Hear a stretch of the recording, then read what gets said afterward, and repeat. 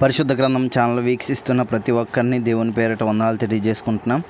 ప్రేమ, సంతోషము, సమాధానం సదా మీకు తోడేండు నడిపించును గాక. నిన్నటి దినాన యెహెజ్కేలు గ్రంథం 36వ అధ్యాయం చదువుకున్నాం.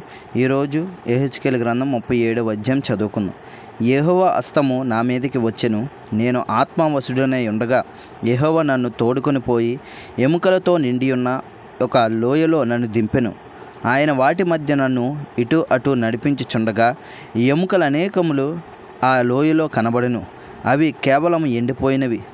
ఆయన, నరపుత్రుడా, ఎండిపోయిన ఈ ఎముకలు బ్రతుకగలవా అని నన్ను అడగగా, ప్రభువా యెహోవా, అది నీకే తెలియనని నేనంటిని.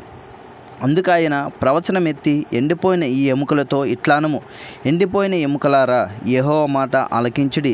ఈ ఎముకలకు ప్రభువైన యెహోవా సెలవిచ్చినదేమనగా, మీరు బ్రతుకునట్లు నేను మీలోనికి జీవాత్మను రప్పించుచున్నాను. చర్మము కప్పి మీకు నరములనిచ్చి మీ మీద మాంసమును పొదిగి చర్మము మీ మీద కప్పెదను. మీలో జీవాత్మను ఉంచగా మీరు బ్రతుకుదురు. అప్పుడు యెహోవానైన నేనున్నానని మీరు తెలుసుకొందురు. ఆయన నాకు ఇచ్చిన ఆజ్ఞ ప్రకారము నేను ప్రవచించుచుండగా గడగడమను ధ్వని ఒకటి పుట్టెను. అప్పుడు ఎముకలు ఒకదానితో ఒకటి కలుసుకొనెను.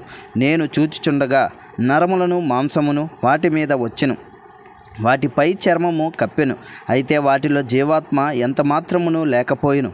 అప్పుడు ఆయన, నరపుత్రుడా, జీవాత్మ వచ్చినట్లు ప్రవచించి ఇట్లానము, ప్రభువగు యెహోవా సెలవిచ్చినదేమనగా, జీవాత్మ నలుదిక్కుల నుండి వచ్చి హతులైన మీరు బ్రతుకునట్లు వారి మీద ఊపిరి విడువుము. ఆయన నాకు ఆజ్ఞాపించినట్లు నేను ప్రవచింపగా జీవాత్మ వారిలోనికి వచ్చెను. వారు సజీవులే లేచి లెక్కింప సఖ్యము కాని మహాసైన్యమై నిలిచిరి. అప్పుడు ఆయన నాతో ఇట్లానెను, నరపుత్రుడా, ఈ ఎముకలు ఇశ్రాయేలీలందరినీ సూచించుచున్నవి. వారు, మన ఎముకలు ఎండిపోయెను, మన ఆశ విఫలమాయెను, మనము నాశనమైపోతిమి అని అనుకొనిచున్నారు. కాబట్టి ప్రవచనమెత్తి వారితో ఇట్లానము, ప్రభువగు యెహోవా సెలవిచ్చినదేమనగా, నా ప్రజలారా, మీరున్న సమాధులను నేను తెరిచెదను. సమాధుల్లో నుండి మిమ్మల్ని బయటికి రప్పించి ఇశ్రాయేలు దేశంలోనికి తోడుకొని వచ్చేదను.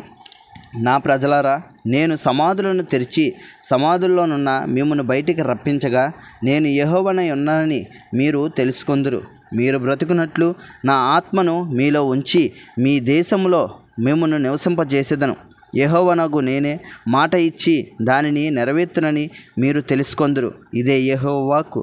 మరియు యెహోవా వాక్కు నాకు ప్రత్యక్షమై ఇలాగ సెలవిచ్చెను, నరపుత్రుడా, నీవు కర్ర తునక ఒకటి తీసుకొని దాని మీద యోధావారి మీదనియు వారి తోటివారగు ఇశ్రాయేలీదగు పేర్లు వ్రాయుము. మరి యొక్క తునక తీసుకొని దాని మీద ఎఫ్రాయిమునకు తునక అనగా యోసేపు వంశస్థులదనియు వారి తోటివారగు ఇశ్రాయేలు వారిదనియు వ్రాయుము. అప్పుడది ఏకమైన ఒక తునక అగునట్లు ఒకదానితో ఒకటి జోడించుము. అవి నీ చేతిలో ఒకటే తునక అగును.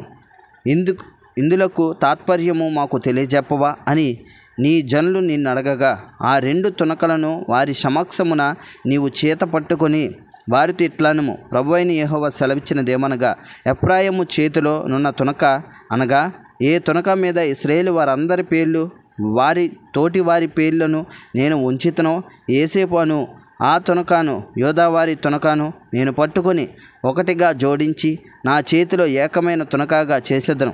ఇట్లుండగా వారికి ఇలాగా చెప్పుము, ప్రభువైన యెహోవా సెలవిచ్చినదేమనగా, ఏ అన్యజనులలో ఇశ్రాయేలీలు చెదిరిపోయారో ఆయా అన్యజనులలో నుండి వారిని రప్పించి వారు ఎచ్చటెచ్చట ఉన్నారో అచ్చటి నుండి వారిని సమకూర్చి వారి స్వదేశంలోనికి తోడుకొని వచ్చి వారికి మీదట ఎన్నటికి రెండు రాజ్యములుగాను ఉండకుండానట్లు ఆయా దేశంలో ఇశ్రాయేలీల పర్వతముల మీద వారిని ఏకజనముగా చేసి వారికందరికీ ఒక్క రాజునే నియమించెదను. తమ విగ్రహముల వలన కానీ తాము చేసిన హేయక్రియల వలన కానీ ఏ అతిక్రమ క్రియల వలన కానీ వారికి మీదట తమ్మును అపవిత్ర పరుచుకొనరు.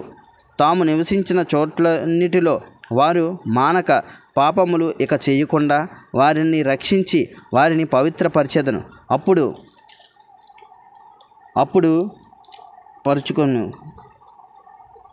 అప్పుడు వారు నా జనులగుదురు, నేను వారి దేవుడనై యుందును. నా సేవకుడైన దావీదు వారికి రాజవును. వారికి అందరికీ కాపరి ఒక్కడే ఉండును. వారు నా విధులను అనుసరింతురు, నా కట్టడాలను గైకొని ఆచరింతురు. మీ పితరులు నివసించినట్లు నా సేవకుడైన యాకోబునకు నేనిచ్చిన దేశంలో వారు నివసింతురు. వారి పిల్లలను వారి పిల్లల పిల్లలను అక్కడ నిత్యము నివసింతురు. నా సేవకుడైన దావీదు ఎల్లకాలము వారికి అధిపతి యుండును. నేను వారితో సమాధానం అర్థమైన నిబంధన చేసేదను. అది నాకును వారికిని నిత్య నిబంధనగా ఉండును. నేను వారిని స్థిరపరిచెదను. వారిని విస్తరింపజేసి వారి మధ్య నా పరిశుద్ధ స్థలమును నిత్యము ఉంచెదను. నా మందిరమును వారికి పైగా నుండును. నేను వారి దేవుడనే యుందును. వారు నా జనులై యుందురు. మరియు వారి మధ్య నా పరిశుద్ధ స్థలము నిత్యము ఉండుటను బట్టి యెహోవానైన నేను ఇశ్రాయేలీయులను పరిశుద్ధపరచువాడనని అన్ని జనులు తెలుసుకొందురు. ఇంతటితో యెహెజ్కేలు గ్రంథం 37వ అధ్యాయం పూర్తయింది.